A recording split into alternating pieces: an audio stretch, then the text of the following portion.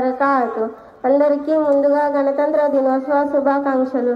నా గౌరవనీయులైన ప్రధానోపాధ్యాయులు గారికి, ఉపాధ్యాయులకు, ఇక్కడకు విచ్చేసిన ముఖ్య అతిథులకు, పెద్దలందరికీ నా హృదయపూర్ణ నమస్కారాలు. నాతోటి విద్యార్థులకు ముందుగా గణతంత్ర దినోత్సవ శుభాకాంక్షలు. నా పేరు ఆఫ్రిన్. నేను 8వ తరగతి చదువుతున్నాను. నా పాఠశాల పేరు ఎంఎం అరబిక్ ఇంగ్లీష్ మీడియం. ఈరోజు మనం 75వ గణతంత్ర దినోత్సవం గురించి చెప్పుకోబోతున్నాం.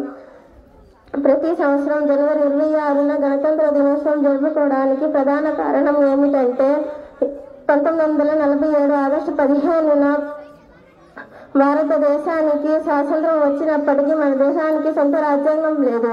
అప్పుడు డాక్టర్ బిఆర్ అంబేద్కర్ అధ్యక్షన కమిటీని ఏర్పాటు చేశారు. రాజ్యాంగాన్ని రూపొందించడానికి 2 సంవత్సరాల 11 నెలల 18 రోజుల సమయం పట్టింది.